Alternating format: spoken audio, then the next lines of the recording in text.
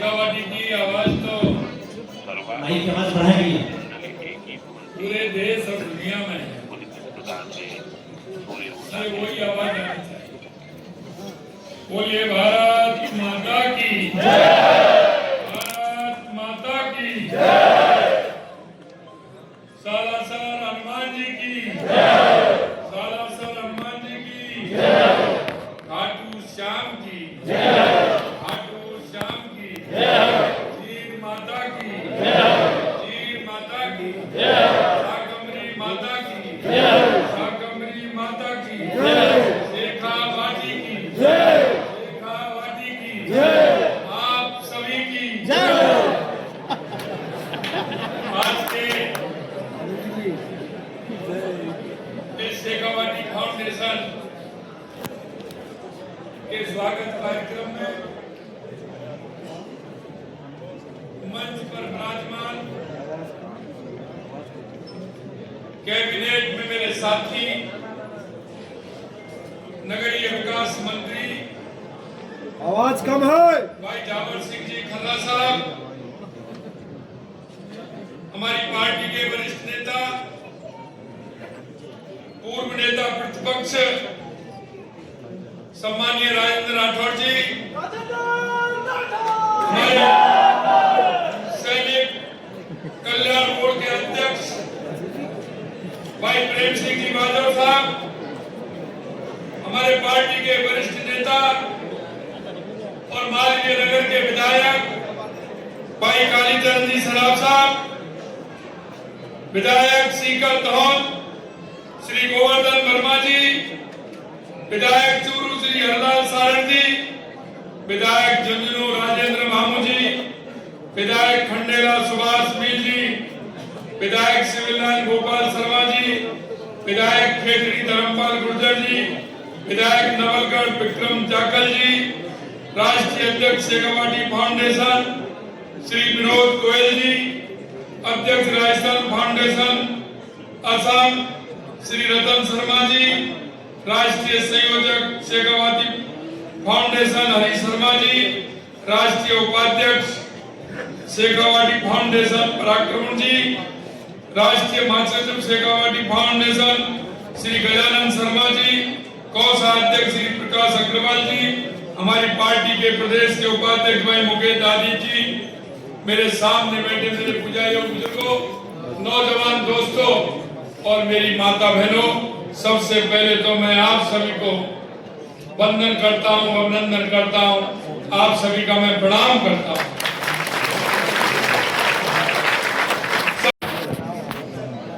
Shekhawati foundation को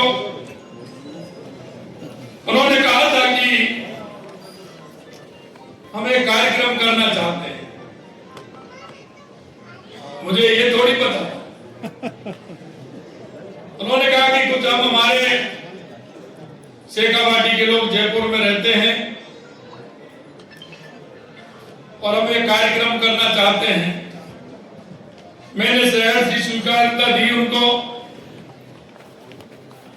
लेकिन मुझे ये नहीं पता था कि ये कार्यक्रम ऐसा होगा कितने अंदर इससे ज्यादा बाहर।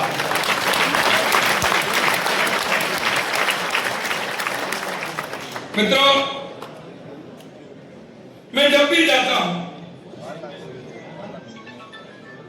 देश और दुनिया के किसी भी कोने में जाता हूं, मेरा मन प्रसन्न हो जाता है, क्योंकि जहां भी जाता हूं मेरा शेखावाटी का कोई ना कोई भाई आवश्यक रूप से मुझे मिलता है। जब वो मिलता है तो मुझे याद आता है उस शेखावाटी की वीर गाथा का, कि जो हमेशा से प्रथम विश्व युद्ध से लेकर कारगिल तक अपने प्राणों का बलिदान देकर शेखावाटी के शहीद उन सपूतों ने स्वर्ण अक्षरों में अपना नाम अंकित किया है। मैं ऐसे उन सभी वीरों को नमन करता हूं, उनको मैं प्रणाम करता हूं। मित्रों, शेखावाटी का क्षेत्र हमेशा से अभावग्रस्त रहा, क्योंकि सबसे ज्यादा अगर गर्मी पड़ती है तो वो शेखावाटी में पड़ती है। सबसे ज्यादा अगर सर्दी पड़ती है तो शेखावाटी में पड़ती है। धूल की आंधियां अगर सबसे ज्यादा चलती है तो शेखावाटी के अंदर चलती है। इन सब परिस्थितियों के बावजूद यहाँ के निवासी मेहनत करने में किसी से पीछे नहीं।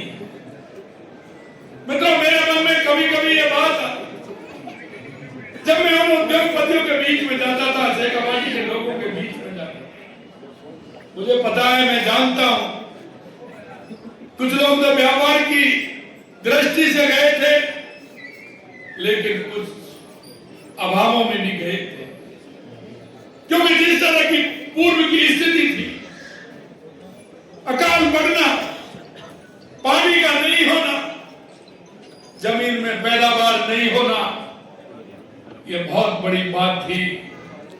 लेकिन मित्रों, मैं धन्यवाद देना चाहता हूं शेखावाटी के और उद्योगपतियों को भी, और जो अभाव में गए और मेरे भाई बहनों को भी, क्या उन्होंने अपनी मेहनत से, अपने जज्बे से, अपनी ईमानदारी से देश के अंदर नहीं, दुनिया के अंदर शेखावाटी की पहचान बनाई। चाहता हूं उनको इस बात के लिए भी धन्यवाद देता हूं कि उन्होंने अपनी संस्कृति, राजस्थान की मिट्टी की खुशबू, शेखावाटी की मिट्टी की खुशबू दुनिया में महका रखी है।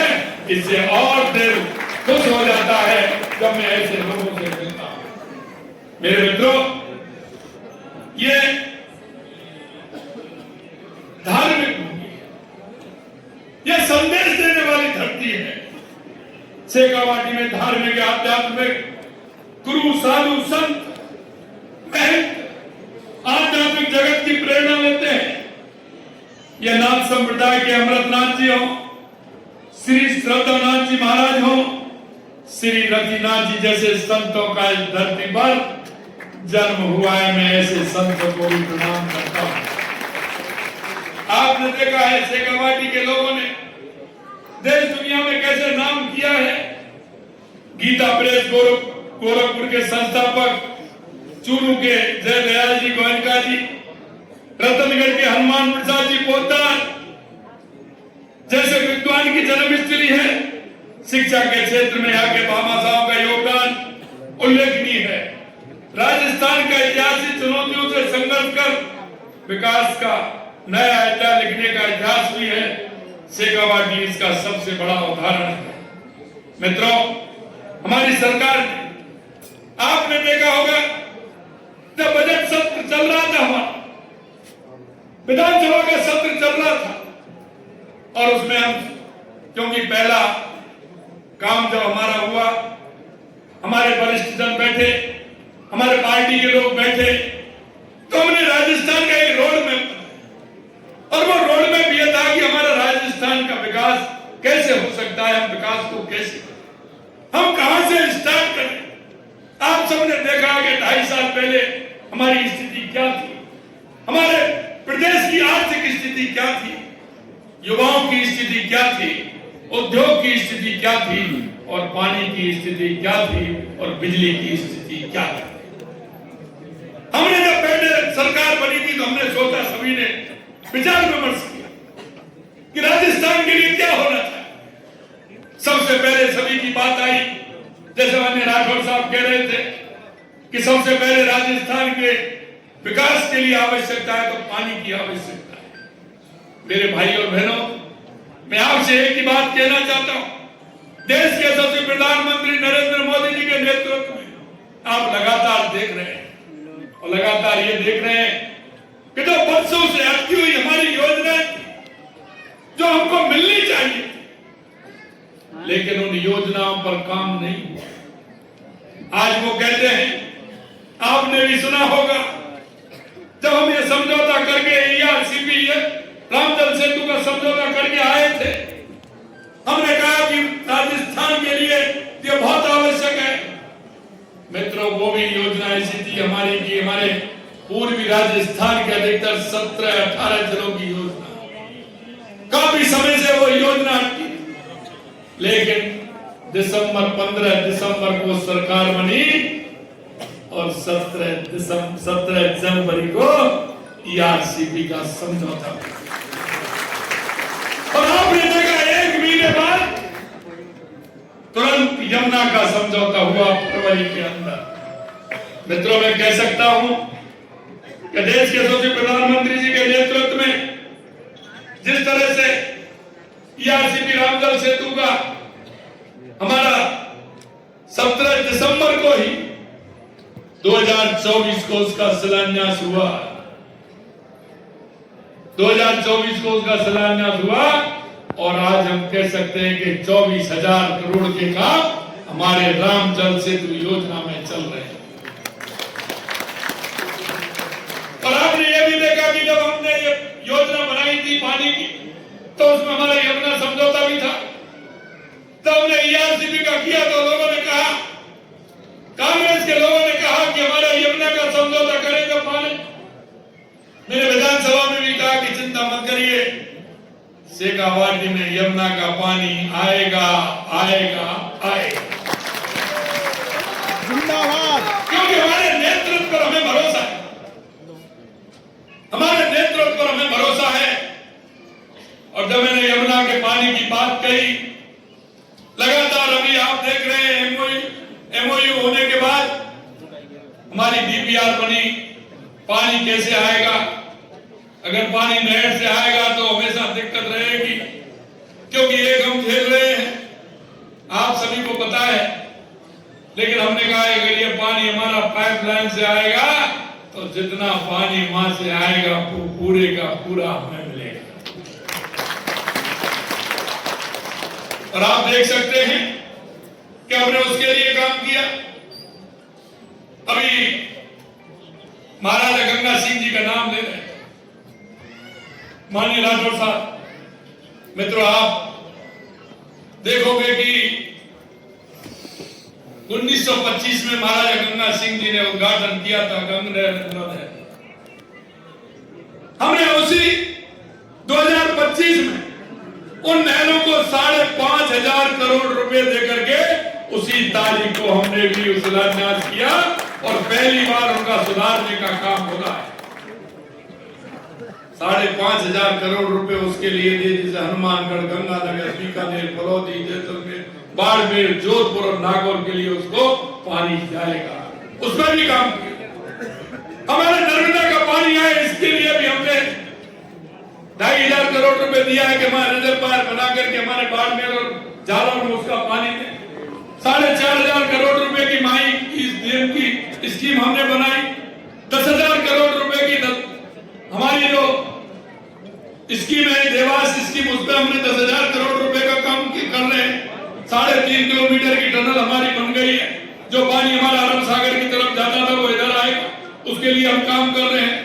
और ब्राह्मणी नदी की हमारी 2,500 करोड़ रुपए की योजना हमने बनाई, तो वहां से सीधा पानी चित्तौड़ से होकर के भीलवाड़ा बीसलपुर में आए और हमारे पूरे राजस्थान को पानी मिले। हमने संपूर्ण राजस्थान के अंदर हर जिले के अंदर पानी का काम किया है, ये भी मैं आपको बताऊं। आज आप देख रहे हैं बिजली के लिए जैसे हमने काम किया है, बिजली के लिए हमने जिस तरह से काम किया है, आज आप देख रहे हो। कई भाई आप गांव से आ रहे हो, शेखावाटी से आ रहे हो, अरे बिजली की कई परेशानी है क्या? नहीं। अरे बिजली पूरी मिल रही है, नहीं मिल रही है? मिल रही है। मैं यही कहना चाहता हूँ, हमने कहा कि बिजली में हम 2027 में आत्मनिर्भर बनेंगे, किसान को दिन में बिजली देंगे, लेकिन 26 जिलों में बिजली देने का काम 26 जिलों में दिन में हमने काम प्रारंभ कर दिया है। ये भारतीय जनता पार्टी की सरकार। आप अगर देखेंगे राजस्थान 35 लाख करोड़ के हुए, 9 लाख करोड़ के जमीन पर उतर गए। ये आप सभी जानते हैं, मेरे सामने उद्योगपति बैठे हैं। यही नहीं मेरे मित्रों, युवा जो खून के आंसू रोते थे, उन युवाओं के साथ क्या हुआ? और आप देख रहे हैं 1,78,000 युवाओं को नियुक्ति पत्र देने का काम भी हमारी सरकार ने किया। मित्रों, ये बात मैं आपको इसलिए बताना चाहता हूं कि लगातार हमारी सरकार काम कर रही है, लेकिन शेखावाटी के अंदर, क्योंकि जब मैं शेखावाटी को देखता हूं तो मेरे मन में कई तरह के विचार आते हैं।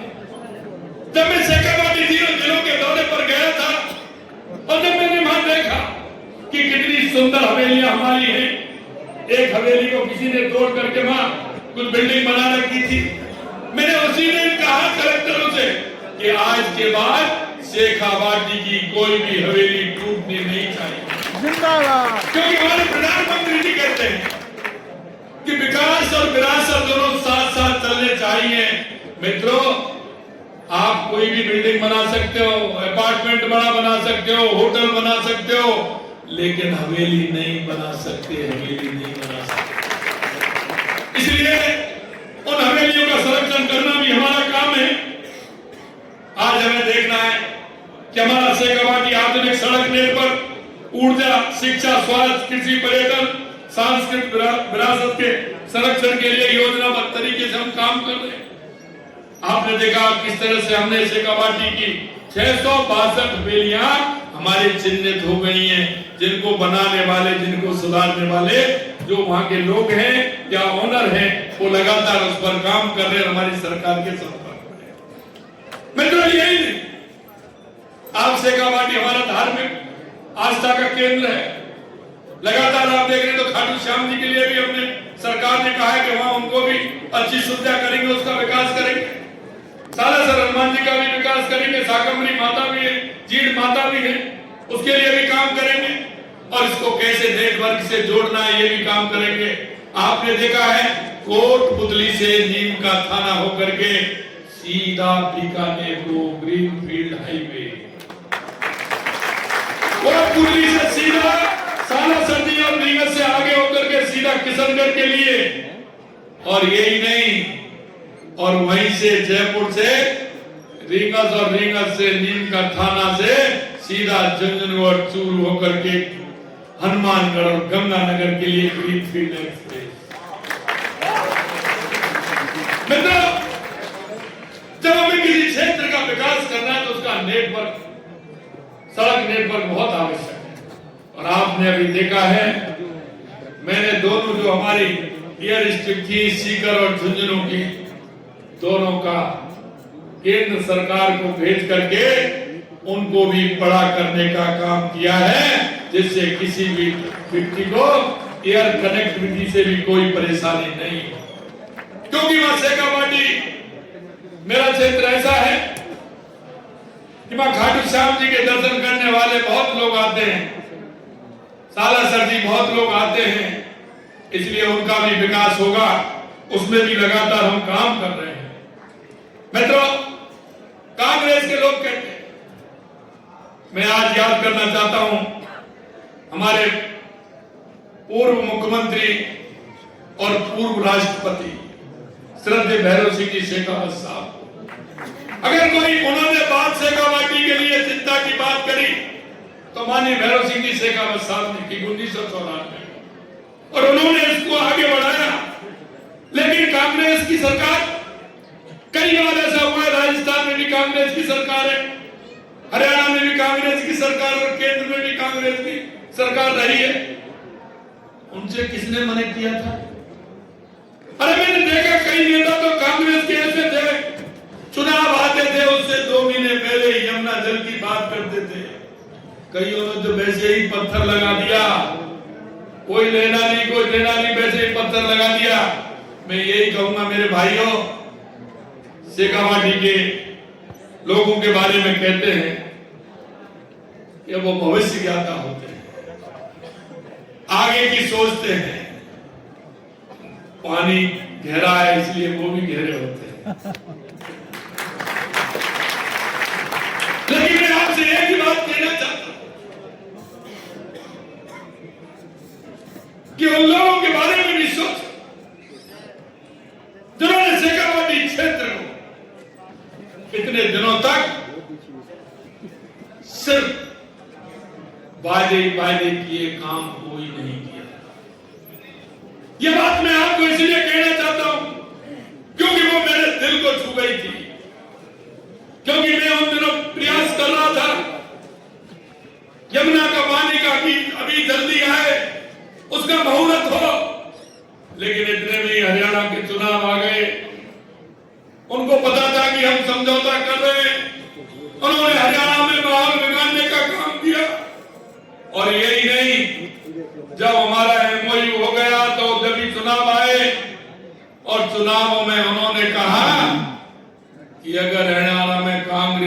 सरकार आएगी तो राजस्थान के इस समझौते को रद्द करेंगे। और सबसे बड़ी बात जब ये होती है तो यहाँ के 2-3 नेता उस समय वहां विराजमान थे और वो उस घोषणा पत्र को, कांग्रेस के घोषणा पत्र को हरियाणा में लागू करवा रहे थे कि राजस्थान के इस समझौते को हम रद्द करेंगे। मित्रों, क्योंकि जब मन से काम होता है तो बंसी वाला भी साथ देता है।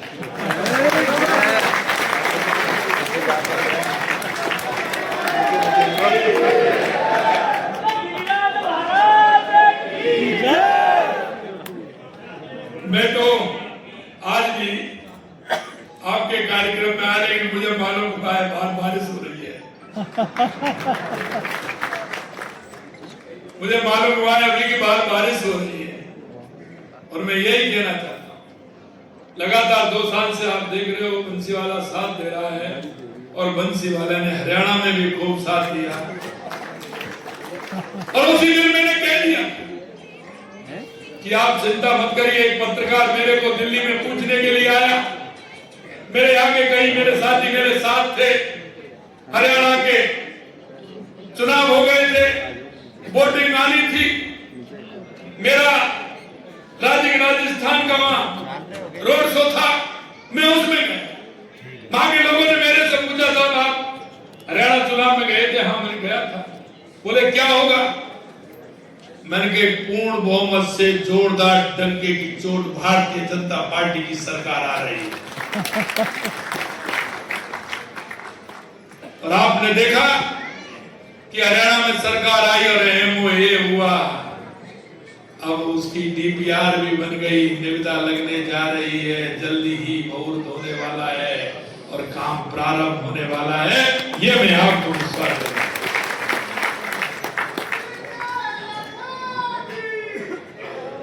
क्योंकि आपने एक बात सुनी, मोदी जी जिस काम का शिलान्यास करते हैं उद्घाटन भी वही करते हैं। मोदी है तो मुमकिन है, मोदी है तो मुमकिन है। और इसलिए यही कारण के 3 दशकों तक लंबित रहा 2.5 वर्षों में समाधान हुआ है। मैं माननीय प्रधानमंत्री जी को पूरे बहुत बहुत धन्यवाद और साधुवाद देना चाहता हूं कि उन्होंने एक ऐतिहासिक समझौता केंद्रीय गृह एवं सहकारिता मंत्री अमित शाह जी, केंद्रीय जल शक्ति मंत्री CR पाटिल जी, हरियाणा के मेरे साथी मुख्यमंत्री नायब सैनी जी, ये समझौता हुआ और इसमें 295 किलोमीटर लंबी पाइपलाइन से 1917 क्यूसेक पानी मिलेगा। और यही नहीं, भाई किसानों रेणुका का पानी और आना है वो इसी में आना। और जब मेरे से पूछा गया कि किसानों का पानी आपको, मित्रों आपसे 4 महीने पहले ही, क्योंकि हिमाचल को बिजली चाहिए, हमको पानी चाहिए, हमको कहा हमने बिजली नहीं हमें तो पानी चाहिए, उसका लेटर हमने उसी समय दे दिया कि उसमें एक्स्ट्रा पानी और हमको मिले तो उसमें भी एक्स्ट्रा पानी मिलेगा, तो 12 महीने हमको पानी मिलेगा। सीकर झुंझुनू स्थायी रूप से पानी मिलेगा। मित्रों मैंने बताया जैसे ग्रीनफील्ड एक्सप्रेस हमारी, क्योंकि शेखावाटी हमारा बहुत पोटेंशियल, और मैं इस बात को कह सकता हूं कि शेखावाटी ने हमारे राजस्थान का हमेशा गौरव बढ़ाने का काम किया, चाहे वहां के जन के द्वारा हो, चाहे हमारे उन लोगों के द्वारा हो जो शेखावाटी क्षेत्र के रहने वाले हमारे प्रवासी राजस्थान देश और दुनिया में रह रहे। वो आज भी अब जब मैं देखता हूं तो कोई तो किसी ना किसी गौशाला से जुड़ा है, कोई ना कोई मंदिर से जुड़ा है, कोई ना कोई अनाथ आश्रय से जुड़ा है, कोई ना कोई सामाजिक सांस्कृतिक संस्थान से जुड़ा हुआ है, और वो काम राजस्थान की मिट्टी का गौरव बढ़ाने का काम मेरे प्रवासी भाई कर रहे हैं। कोटपुतली किशनगढ़ ग्रीनफील्ड एक्सप्रेस में, बीकानेर कोटपुतली एक्सप्रेस में इनके बनने से सीकर, झुंझुनू, चूरू सीधे राष्ट्रीय राजमार्ग से जुड़ेंगे, दिल्ली एनसीआर से जुड़ेंगे, इनके आने जाने की दूरी कम होगी। आपको सभी को पता है कि लगातार इस क्षेत्र में पर्यटन की स्थिति क्या है और हमारी हवेली के देखने के लिए दूर दूर से लोग आते हैं। अगर उन हवेलियों को हम उपयोग में लेंगे तो हमारे पर्यटक कितनी ज्यादा आएंगे। और आज भी मैं आपको बता देना चाहता हूं, आज भी सबसे ज्यादा पर्यटक अगर कोई आता है तो हमारी शेखावाटी के अंदर आता है, राजस्थान। राजस्थान देश में सौर ऊर्जा का नेतृत्व कर रहा है, लगातार अग्रसर हो रहा है। उसके लिए भी शेखावाटी क्षेत्र से हमारी लाइनें उसमें जा रही हैं, उसमें भी बहुत बड़ा सहयोग है। आप जानते हैं शिक्षा और स्वास्थ्य में भी शेखावाटी कम नहीं। और मैं धन्यवाद देना चाहता हूं मेरी मातृशक्ति, मेरी माता, क्योंकि यहाँ की बेटियां भी पूरे देश और दुनिया में नाम करने का काम कर रही हैं। मैं ऐसी बेटियों को भी धन्यवाद देता हूं। शिक्षा के क्षेत्र में डिजिटल लाइब्रेरी हो, आईसीटी लैब हो, नए विद्यालय भवन, उच्च शिक्षण संस्थान के विस्तार लगातार हो रहे हैं। स्वास्थ्य के क्षेत्र में स्वास्थ्य केंद्र के उन्नयन, अस्पताल के नए भवन, चिकित्सा उपकरण की उपलब्धता हो रही है। आयुष्मान योजना का प्रभावी क्रियान्वित हो रही है। शेखावाटी राजस्थान के जैसे मैंने कहा धार्मिक और सांस्कृतिक चेतना का केंद्र भी है। और ये चेतना के केंद्र के रूप में खाटू श्याम जी, सालासर जी, बालाजी, जीण माता जी, शाकंभरी माता, हर्षनाथ, लोहारगढ़, नवलगढ़, मंडावा, रूडलॉन जैसे धार्मिक और ऐतिहासिक ये जो हमारे स्थान हैं, ये देश विदेश से लाखों श्रद्धालु और पर्यटकों को लाने का काम करते हैं। आप कह रहे हैं, लेकिन ये खाटू बाबा की मेहरबानी है, क्योंकि भगवान कृष्ण ने कहा था, जब इनको वरदान दिया था कि कलयुग का सबसे बड़े आप देवता होंगे, कलयुग के सबसे बड़े पूरी तरह से आप कलयुग में जनता का उद्धार करेंगे। और वही भगवान कृष्ण और वही खाटू श्याम जी हैं। मां यमुना भगवान कृष्ण के पास आ रही है। और ये मैं इसलिए कहना चाहता हूं, जब भगवान कृष्ण का जन्म हुआ था गोकुल से बसदेव जी जब लेकर के आ रहे थे, तो मां यमुना भगवान के चरण स्पर्श करना चाहती, तो बसदेव भगवान उसको लेकर के जब जाने लगे तो वो परेशान हो रहे थे। और तो वो परेशान हो रहे थे और भगवान कृष्ण एक बालक के रूप में ऊपर उस टोकरी में बैठे थे। उन्होंने कहा कि बलदेव जी परेशान हो रहे हैं, तो उन्होंने अपना पैर निकाला और यमुना मां ने उस पैर को छुआ और भगवान कृष्ण को, बसदेव जी को रास्ता दिखाने का काम किया। मित्रों, ये बड़ी बात नहीं है। कभी कभी मैं कहता हूं कि जो होना होता है वो होकर रहता है, और ये वही हो रहा है कि मां यमुना खाटू श्याम जी तक पधार रही हैं।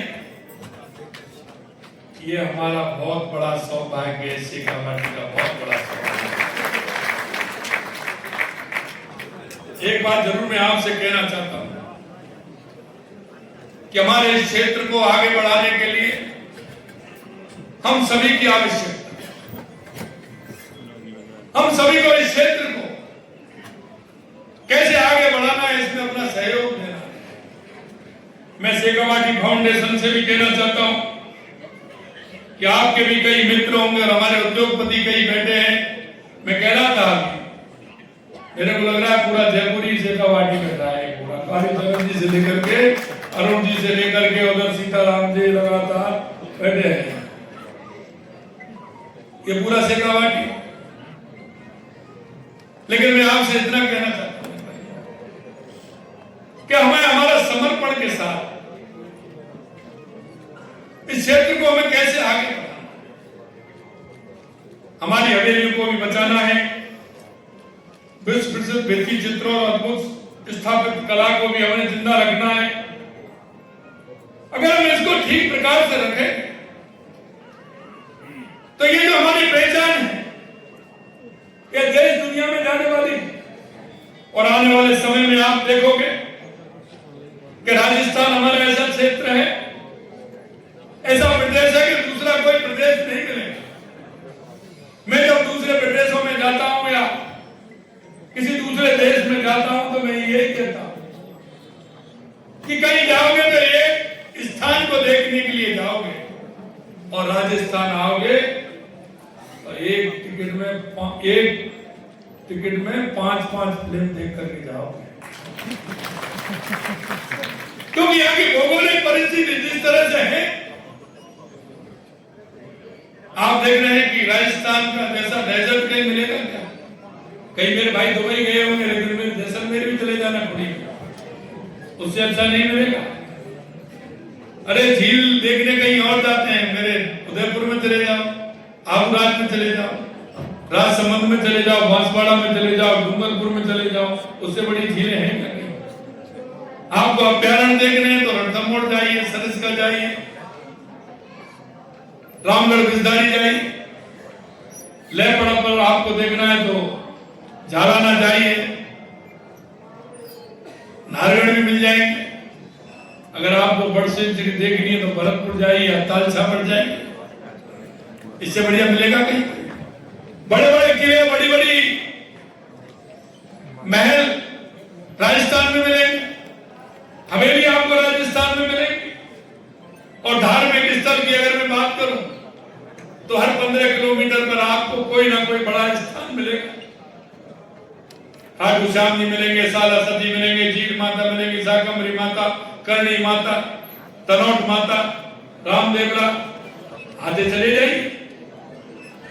फिर स्टार्ट हुई है मेहंदीपुर बालाजी, गिरिराज जी, गणेश जी, पुष्कर जी, आगे जाओगे 4 भुजा जी, श्रीनाथ जी, द्वारकाधीश जी, सामरिया सेठ जी, त्रिपुरा सुंदरी माता। लगातार अगर आप देखेंगे तो ये धार्मिक टूरिस्ट भी हमारे यहाँ सबसे ज्यादा है। और जो भी लोग आते हैं निश्चित रूप से वो इसको देखते हैं, एक दिन के लिए आएगा, वापस टिकट कराएगा कि नहीं अभी तो मैं देख ही नहीं पाया, बहुत सारी चीजें। और एक दिन अगर आपके शेखावाटी में घुस गया तो 3 दिन पहले निकलने वाला नहीं है कोई भी पर्यटक।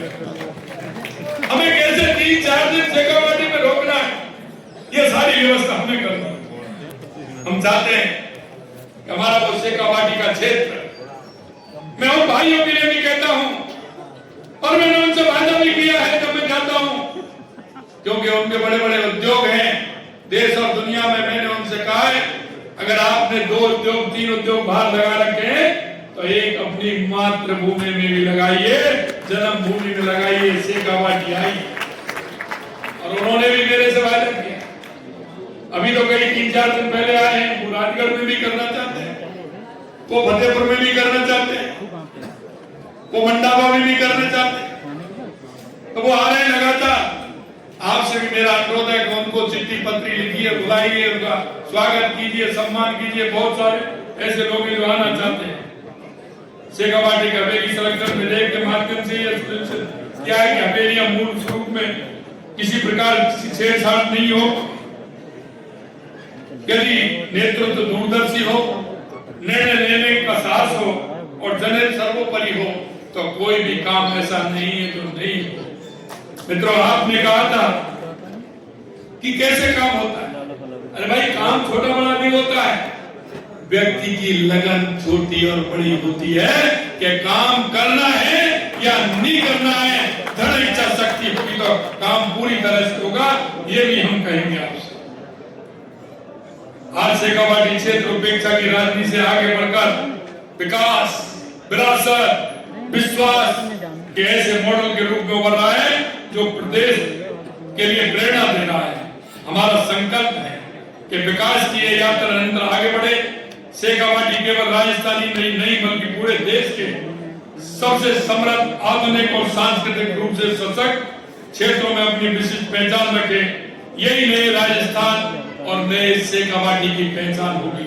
मेरे भाई और बहनों, मैं अंत में आपको इतना विश्वास दिलाना चाहता हूं कि आपका समर्पण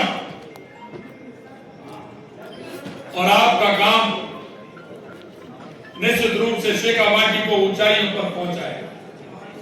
आपसे इतना ही कहूंगा कि जब भी कोई मिलने वाला हो, बाहर से टेलीफोन आए, तो आप अपने शेखावाटी के बारे में चर्चा उनसे जरूर करें।